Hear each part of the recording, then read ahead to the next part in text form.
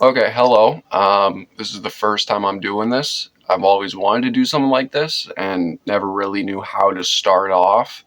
And now with CapCut, it's pretty easy to make stuff like this.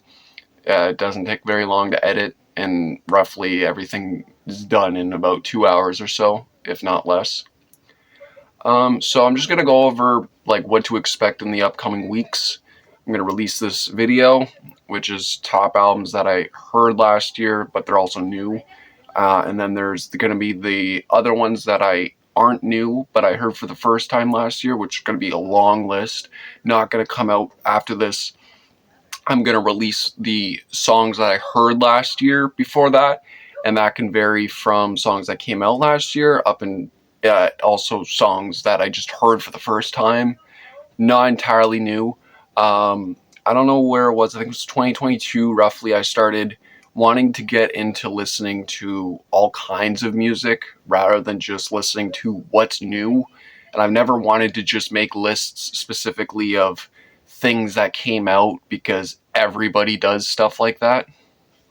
And it's just, I don't want to be a part of like making lists that you already expect, like what's going to be on the lists. Now, that being said, two albums specifically on this list you probably heard a lot about, but they're not ranked high compared to my other picks. I want to be as realistic and authentic as possible when it comes to a list like this, because guaranteed you haven't heard half of the stuff, if not any of it, outside of those two albums. So that being said, this is my top list of albums that came out last year. Ranked from, honestly, there's no specific ranking system. It's pretty much just like what I heard, what was like, I guess, good at the starting point, up until what I've taken away from last year as a whole, what I'll come back to in a couple years, if not like literally like listening to a song every day. Um, there's it's gonna vary. I think I've rambled enough. Here's the video.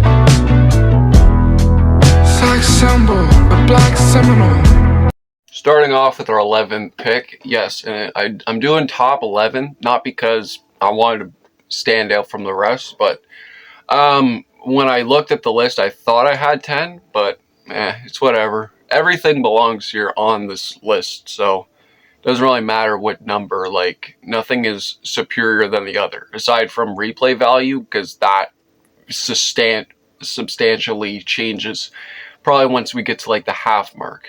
So anyways, number one, we got Lil Yachty, Let's Start Here. For this album, I actually experienced this with another person.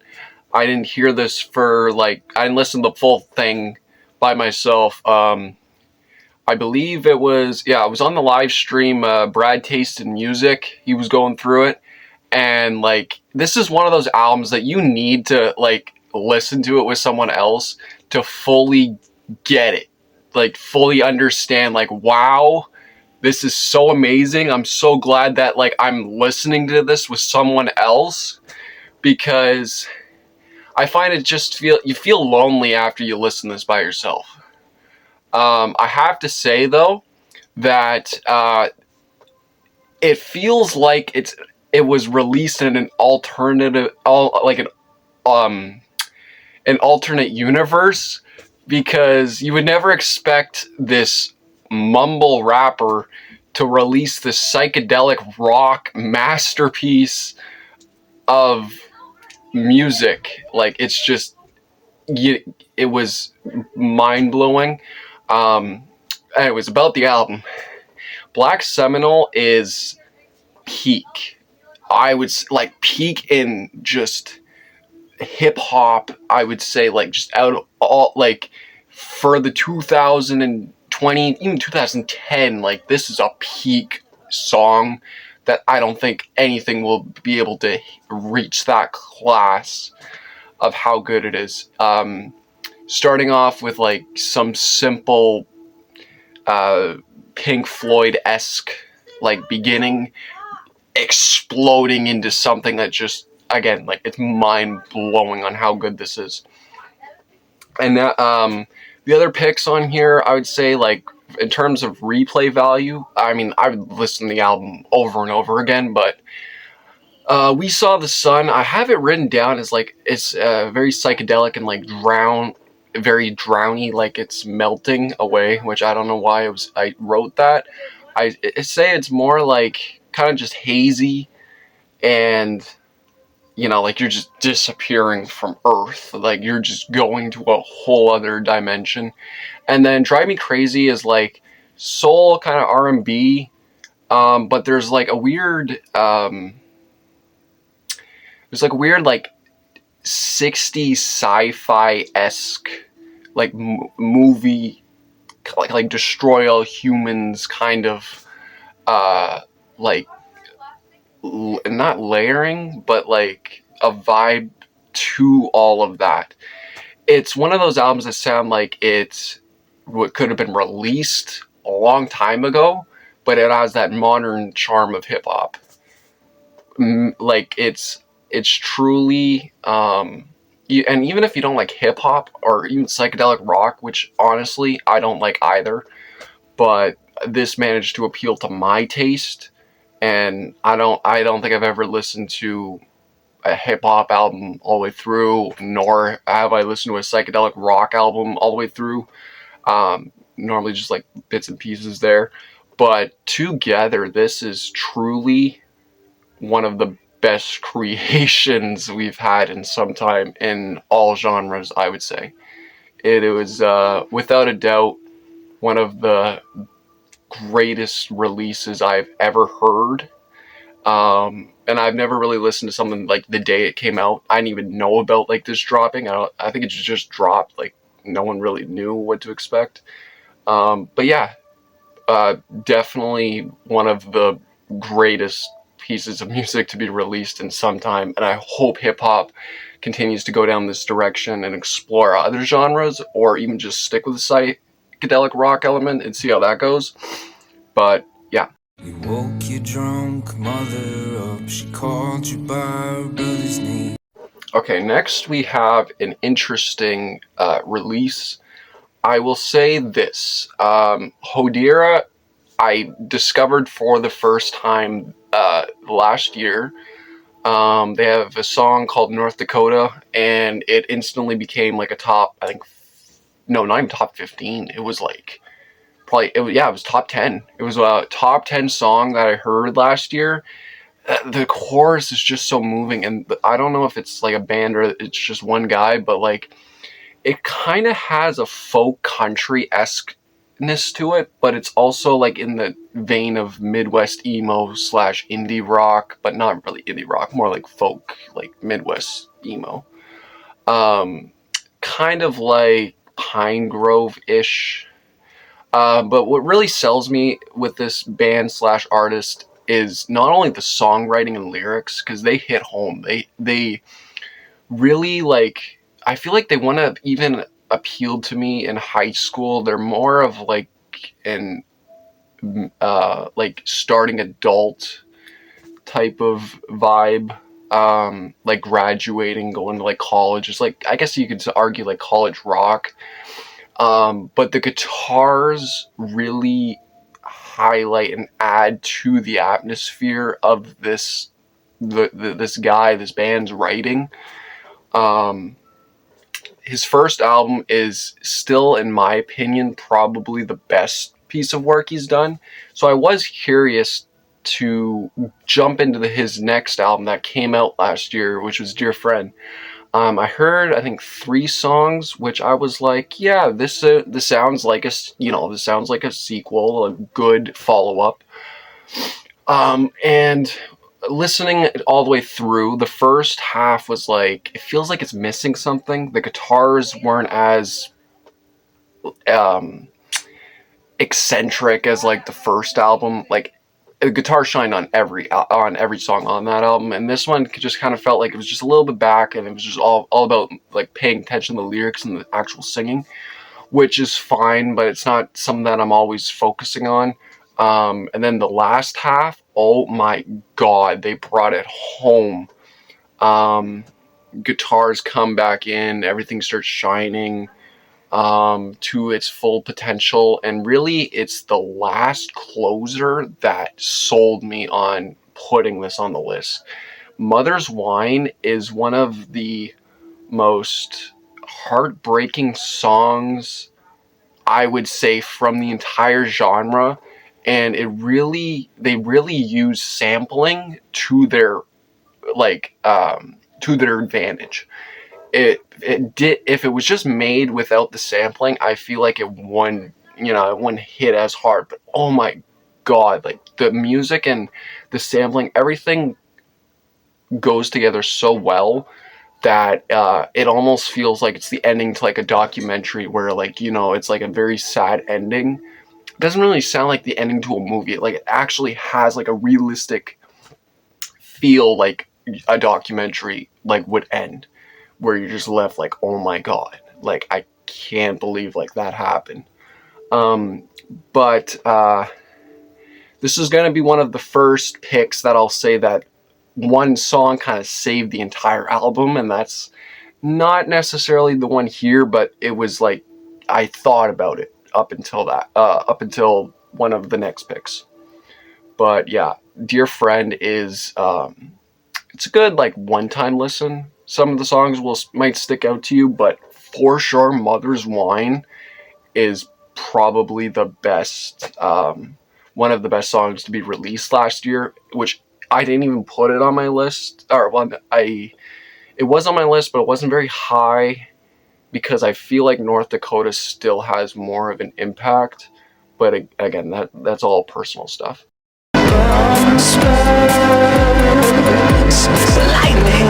On to a very divisive pick. Lilac Boy, I don't even know what genre this is. I like to describe this as like Charles Manson meets Marilyn Manson, mashing a bunch of video game soundtracks together, creating a nonsensical blend of something that catches your ear, but at the same time, you feel like it should be annoying you. Um, with this guy has had a very, I could say, what do you call it? It's his albums kind of top after one another. Like, they just get better and better. And his last one before this was really, really good. And actually, like, I heard he has a song called Bouncy House Dining Room, and that was the song that got me into listening to his entire discography. And I was really just blown away on how much like this guy just does what he wants, and it sounds amazing. A familiar theme, which we'll get into with another pick, but when it came to this album, I was waiting to be it kind of like Dear Friend. I was kind of waiting to be blown away, which I realize now is just you don't hope for the next thing to be just like better in every single way than the previous release. But there's always something to take away from his albums, whether it be one track, whether it be multiple tracks, whether it be the entire album. I thought it was going to be the entire album. It was more like just the overall direction, the new direction he was going in, which felt like a kind of a newer spin on his old stuff that makes it listenable. Like, not to say his old stuff wasn't listenable, it was just like, it's rough. This felt like rough and polished at the same time.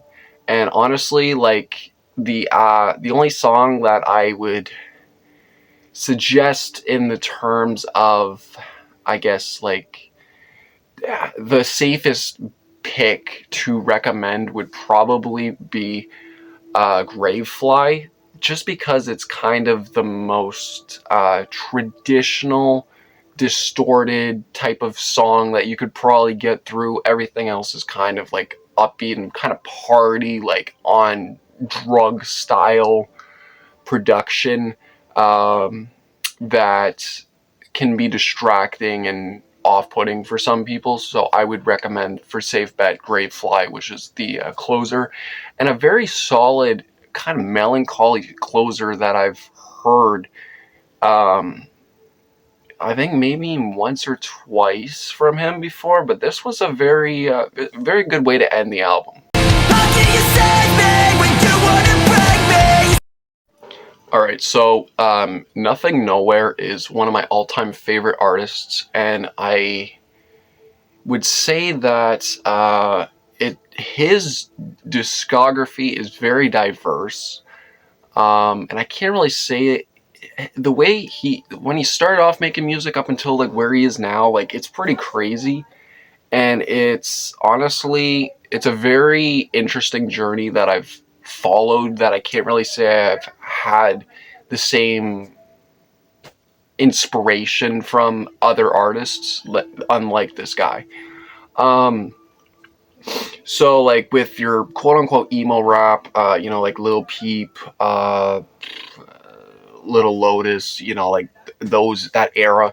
Apparently, he was making music before them, and actually like kind of had like a math rock, not kind of like a yeah, like kind of like a Midwest emo math rock vibe while he was like rapping over beats and stuff like that. Um, you could call it like Midwest emo rap or whatever, but it was really until his album Ruiner, which is phenomenal, great album. I was honestly kind of shocked when I've heard the first song I've heard from this guy was Hammer, which was his like it's his like it's what his most well known song. It's not. It's like it's a song that I'd say is important in the genre, but not important in his discography, in my opinion, at least, because he writes from the heart, and he wrote from the heart. A lot of his lyrics resonate with me a lot, and it kind of appeals to both the high school me and the new me, um, in a way that, again, I can't say a lot of artists have the same effect. Runer is the essential like listen to album from his discography that kind of just does everything he's done previously. He has a song called Scully, which is one of my all-time favorite songs. That was off of the album before Runer, which I think was called Nevermore, or Nevermore was the closer on that album. Um, but like on my personal favorite song from him is called Bruner. Has a very great chorus, has some very meaningful lyrics that really resonate me and really like hit me in a way that I can't say any other emo rapper has come up with a song that's as good as Runer. Um, After that, there was I'm already starting to forget some of the titles. Um, Trauma Factory, which was more pop oriented. The second song I heard from him was Fake Friend, which is a song that I gotta be honest, it's the song that got me into checking his discography. He also there's a song called Pieces of You, which was I think the second song or the third song I heard after that. And fourth was when I didn't know he had an album coming. And this song to me reminded me of Under Oath. And Under Oath was a band that I got to be honest, I only knew two songs at the time, which was what was the song on Flat Out 2? Something Exit. Reinventing the Exit. Reinventing the Exit. Oh, actually, no, I knew three songs. Boy Brushed in Red, Something Colored Blue, and then the other one was Writing on the Walls. And Writing on the Walls is still like one of my favorite bangers. Also Reinventing the Exit, but that's just from nostalgia. Boy Brushed in Red, blah blah blah. I actually have Chasing Safety, like the CD. And yeah, so when I heard the song, it was very interesting the way it was produced, and it was not an emo rap song or pop. It was more like post-hardcore, and it sounded like an ending, a finale track, which I was curious, like, was he going down like a metal direction? Was he going like hard rock? And then I started getting into him like more, watching interviews. I didn't watching his Twitch streams. Literally getting a gifted sub twice. And he was coming out with an album that was like hard rock meets post hardcore.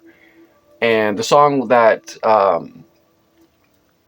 I heard was Memory Fracture. That was the one that like got me into like, whoa, I can't wait for this album. Memory Fracture had kind of also a Linkin Park vibe, which I wanted to start getting into more. I wanted to listen to Linkin Park. Like, I only knew the hits, and I went down like the rabbit hole. I have Hybrid Theory, not Hybrid Theory. The other one, the one that came out after that. I have the CD of that. I want Hybrid Theory. Hybrid Theory is my favorite album from them.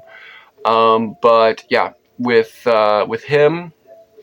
Then after he released a song called, what was it called?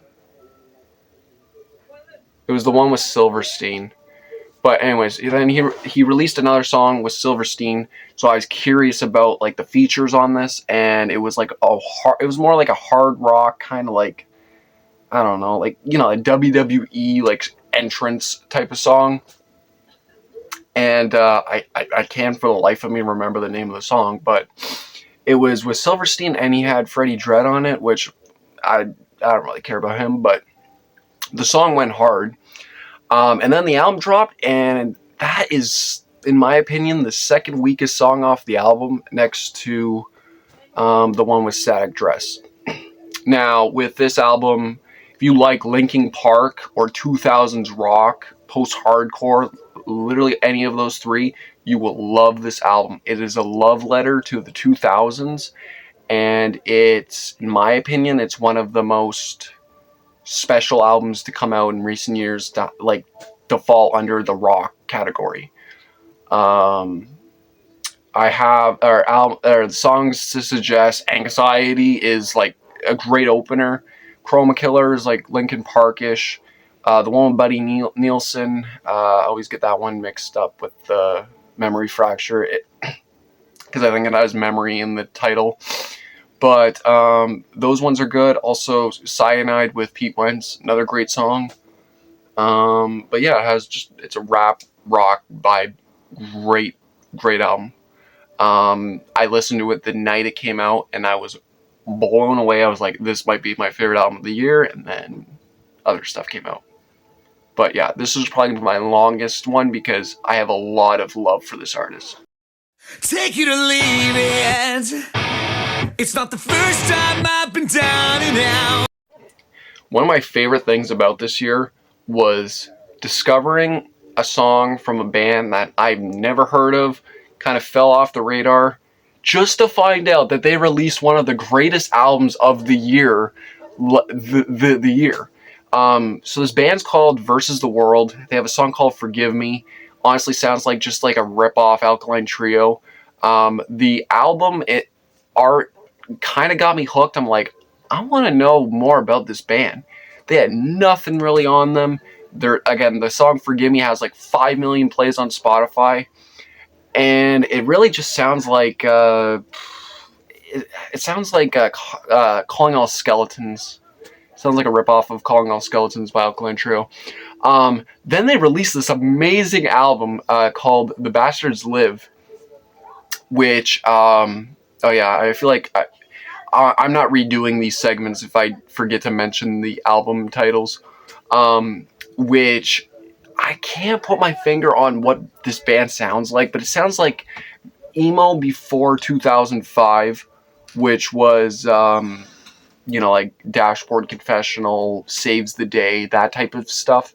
Has kind of a Saves the Day type of vibe to it. And the only band that I can really compare them to would be Wonder Years, which is not a fair comparison. But there's also something about this band that reminds me of Sherwood, which I don't know why. I really don't. They sound almost nothing alike, but every time I think of this band or this specific album or even a song from this band, I think of Sherwood, and I don't know why.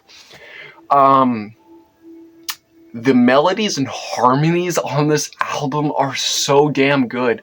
It's like 2000 came back and released some of the greatest songs I've heard in a very long time. And even like Menzingers. Menzingers is maybe another band I guess I could compare to. But yeah, their song that really gets stuck in my head. Well, first of all, Frank Sinatra is a banger intro, almost as good as Anxiety off of Void Eternal. But yeah, like honestly, like some of these could like really just compete for best intros off of albums. Frank Sinatra, great song. But the song that always stuck in my head is Winning in a Funeral. There's something about that chorus that just, it takes me back to a time that I never really knew about up until high school, which was like One Tree Hill era of emo. Well, not that One Tree Hill era, like 2003 era. Yeah, like 2000, 2003. But yeah, this band, this album, this is a dad. This is almost like dad rock. It's kind of like just like it's like 20-year-old dad rock. I'd say, not like not like staying dad rock. Like this just feels like 20-year-old, maybe going to 30-year-old, maybe graduating college rock. Like it's so damn good. My God, I love this album so much, and I'm so glad to talk about it.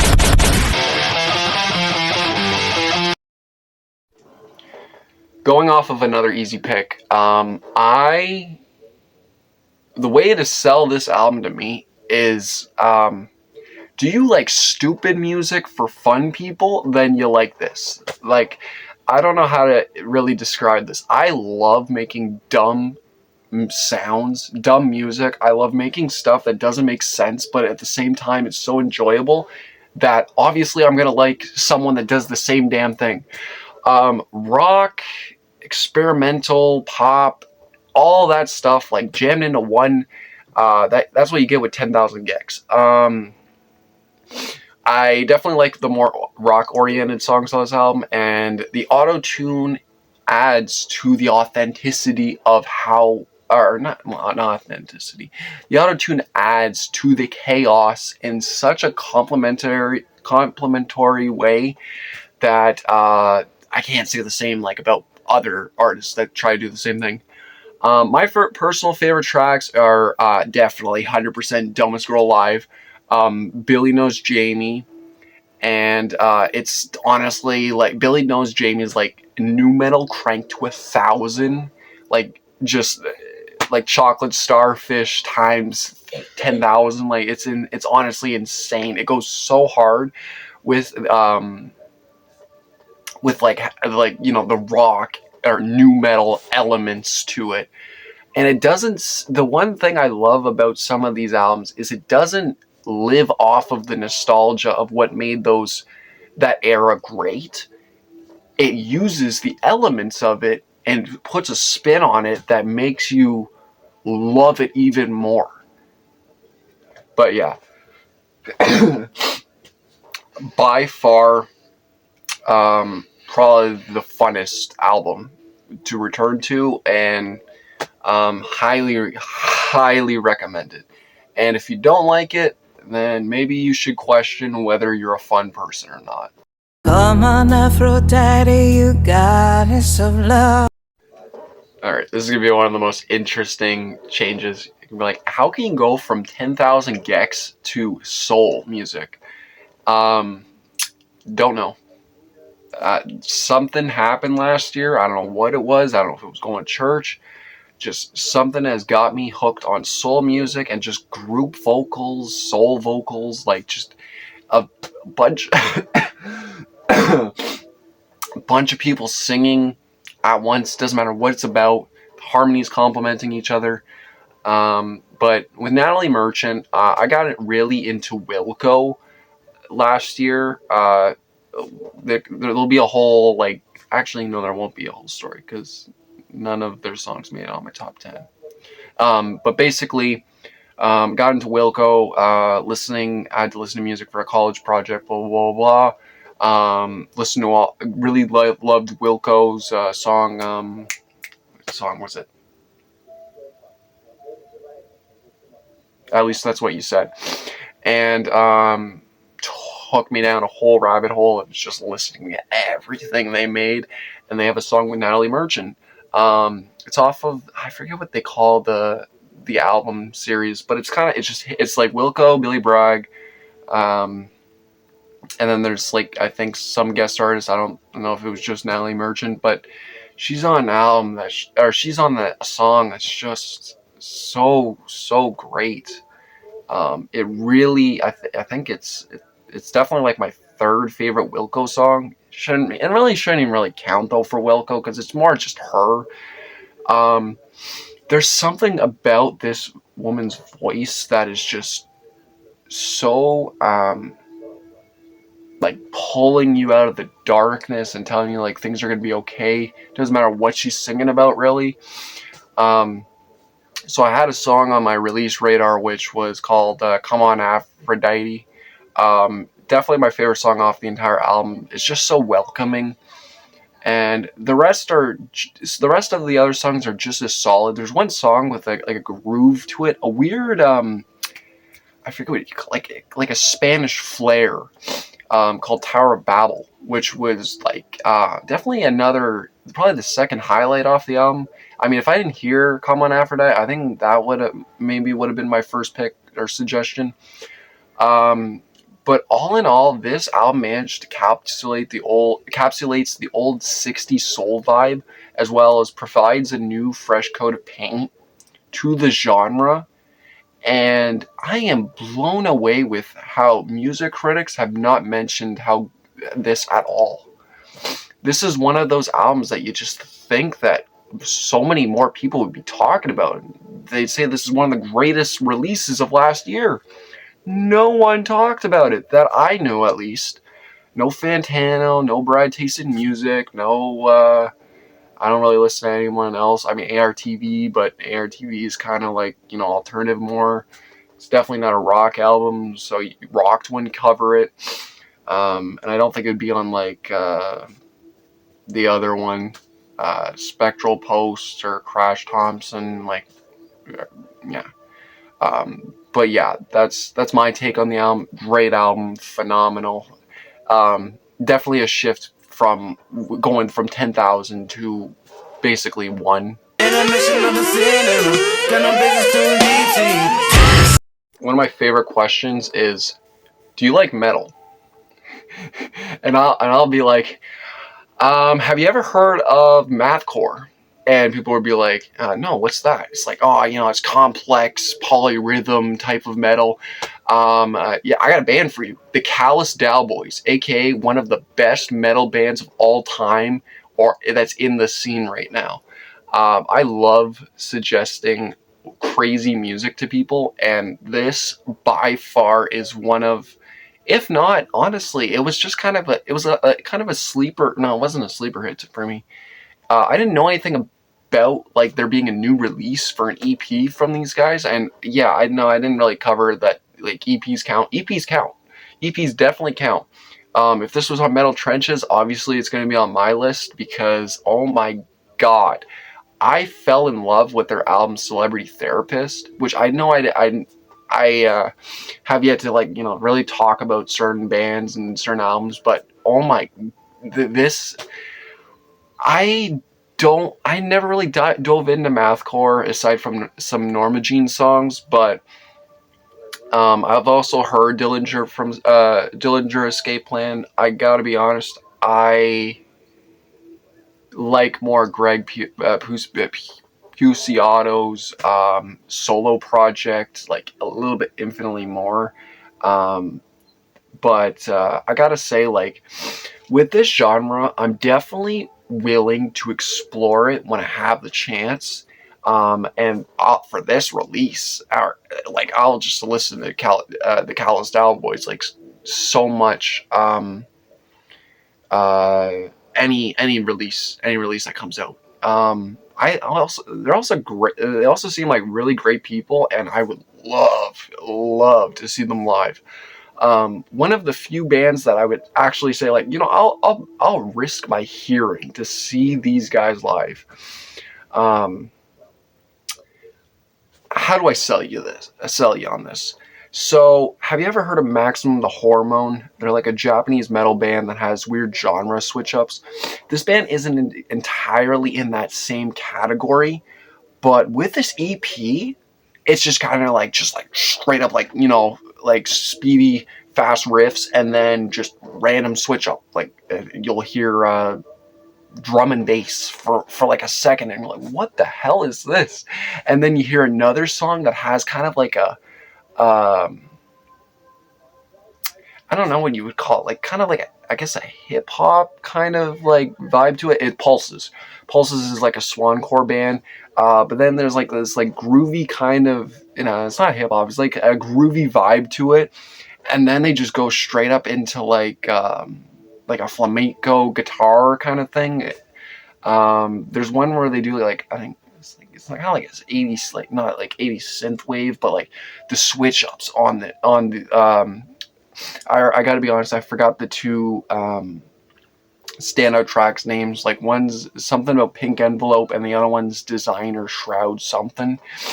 But those like have the switch ups, and then Waco Jesus is more like just straight up Dillinger, kind of like a '90s alternative, not really grunge, but like there's something there for your '90s alternative fans.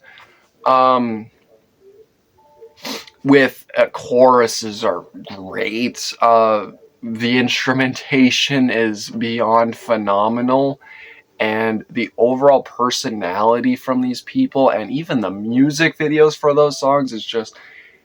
This is a fun band. This is just a straight up great time. Someone puts them on the aux, they'll probably become their next favorite metal band. She said her friends don't like me. Well, I don't like me too. So, for those that don't know, I'm 20, and I don't feel like 20 because I've been listening to. I think I'll listen to the same music till I die. Um, High school was the really got me into Midwest emo, but after listening to full blown playlists of different songs, not only do I start to like bands a little bit less, but also everything kind of sounds the same, if we're being honest. And I'm tired of people going on saying, "Oh, American football this, American football that." The House. I mean, coming from a guy that literally ripped off the design for a merch thing, I gotta say, I am tired of people making this sound like the greatest genre to exist. It's not. It's, yeah, fun, welcoming, similar to other genres, but I gotta say, I'm just kind of sick and tired of it. Two albums that I heard this year were phenomenal. And they came out, well, one came out, I think, in the 90s, and the other one came out in like early 2000s. No one really talks about. Kind of like Spitting, and the other one's Branston. If you've heard those two bands, you are my best friend, because these are like out of every Midwest emo thing I heard, and I listened to entire playlists of this stuff for my project that I'll talk about some other time.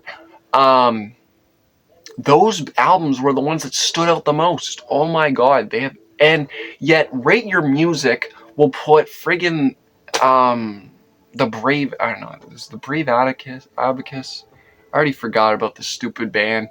Them, American Football. A lot of people are going on about Home Is Where, which is fine. It's an alright band. I personally like what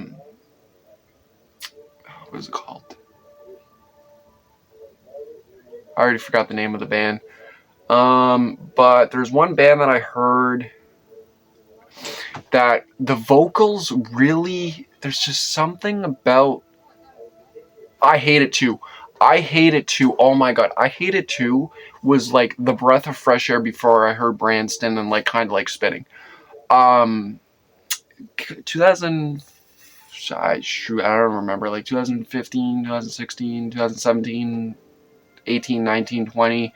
One of those years they released two albums, and their last album, in my opinion, has some really good bangers, and there's just something about the guy's voice that really sold me on giving more bands the benefit of the doubt and becoming, sounding the same and getting tired of the genre.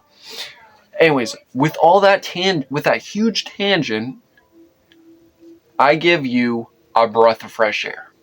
Always Cloudy is one of the greatest masterpieces to come out of the genre in years. And I've thought about it. This is probably one of the only exceptions that I would say I would love this in high school and I would love this now. Their song Tarot Cards is a staple in the genre, and I don't think it will ever go away. It is a banger to a T. I think everybody who doesn't even know about the genre would love this song. The chorus is so good, the guitars are good. The ending on the is this an album or an EP? I don't remember. If it's an album though, the closer on the album is really good. Eat Me Alive or Eat Me. Yeah. Um, Everything about this album is just perfection in the genre, and I don't. I've thought about it, and I was like, do I come off as like a music critic talking about this stuff, like in the essence of pretentious? But honestly, after listening to almost probably everything to exist in the genre, I have to say that I feel like this is accessible to everyone. Kind of like Origami Angel. I'm not a huge fan of Origami Angel, but I feel like this band is kind of doing what Origami Angel does, or even Hot Mulligan. Hot Mulligan though is kind of a little bit different though, because like they have their own spin on it. This band kind of just does everything great. The singing's great, the choruses are great, the instrumentation is great. It just sounds infinitely better than almost everything that's come out from 2000 and let's say 2009 to 2018. I'd say. Um, I really can't wait to see where this band's gonna go, because it was on a list of I think it was definitely on a list for like best emo albums. So I do think that this band is going to be going somewhere. Hopefully, I would love to see them reach like Hot Mulligan status. Um, I would love to also hear more of their songs than Hot Mulligan. Um, but yeah, that's pretty much everything I have to say about that. My mama always said I would regret it. Okay, so this one segment it may contain a little bit bias, but it's not. Trust me, it's not. So for work, I made like three, well, no, in general, I made three playlists, but for work, I had to make two playlists, considered appropriate, for the kids, for the teens, well, specifically teens. I legit listened to everything that I liked, going through the lyrics, reading like what's appropriate to put on, despite whatever's being played on the radio is infinitely worse. Yeah, so I eventually reached a point where I had nowhere else to look for music, so I started going down the rabbit hole of record company channels that I've been subscribed to for quite some time, and then a random song came up on my For You page titled A Little Bit Lonely by Dury.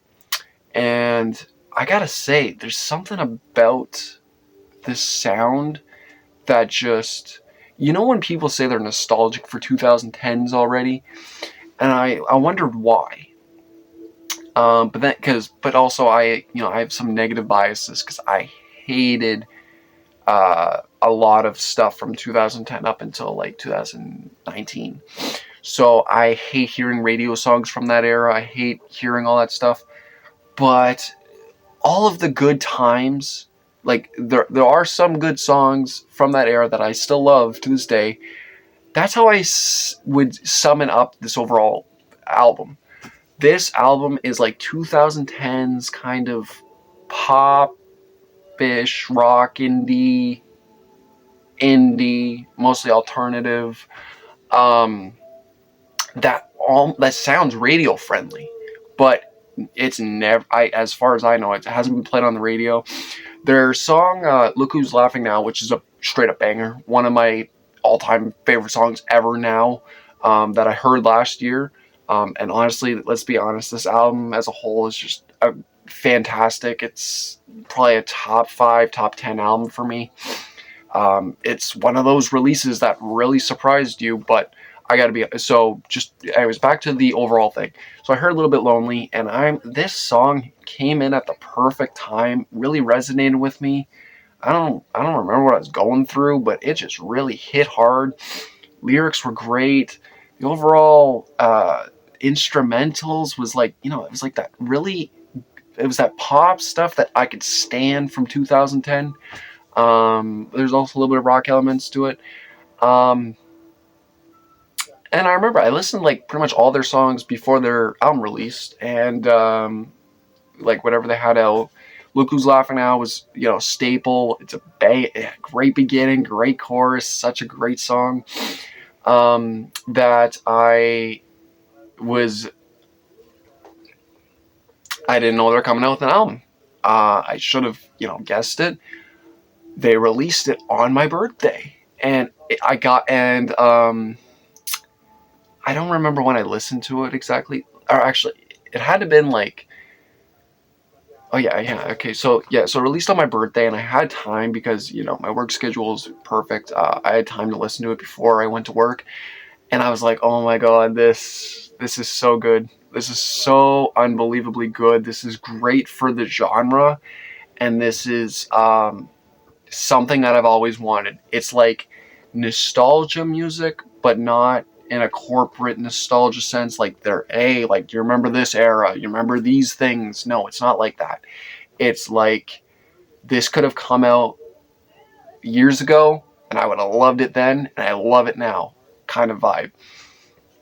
Overall standout picks is "Look Who's Laughing Now," staple song. And even though it was like popular on TikTok, it's not a TikTokified song that I would get tired of, because that beginning, when that beginning starts, it will be in your head. Mall Rat is my personal favorite song, which I know was on ARTV's list. It's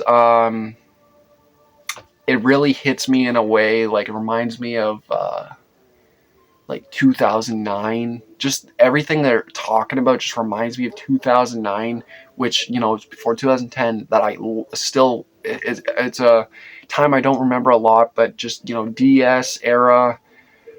Uh, when did no Payphone didn't come out then? What's that game? Jam session on the DS. It's play radio play, like stuff like that. Just it warms my heart, like when I hear something that reminds me of that, but doesn't like force feed it to me, like other artists. And I have to say that for the other, like, you can pretty much listen to everything on this, and it's kind of like it's one of those. It has the same vibe as like a show that's like for kids, but also has something for adults, like Gumball. It's kind of like the Amazing World of Gumball, where it can appeal to more than just one audience. It has like you're reliving the good days that could be applied to like either or either generation, but it's also for the kids like growing up, and it's like it does everything so well. I'm trying to think of any other songs. Suburban Legend is a banger, and it's not a closer, but even Encore is such a great closer. Um, but some of the stuff, like, it just does everything that I, like thought I liked in 2010 just so much better.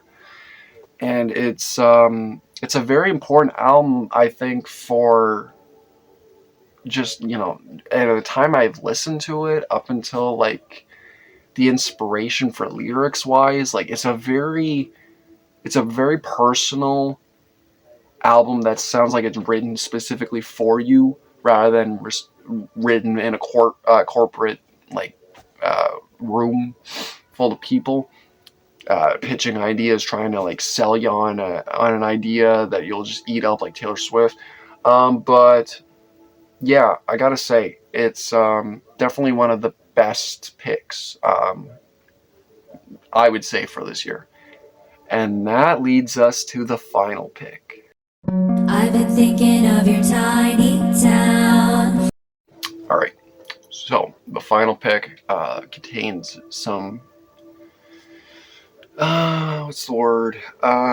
It contains some serious subjects that I will try my best not to go fully in depth and get demonetized. Oh, not even to get demonetized, more like just restrict this video from getting put out. Cannot say the name of this title, but it was in the introduction slide, so you can understand where this is going.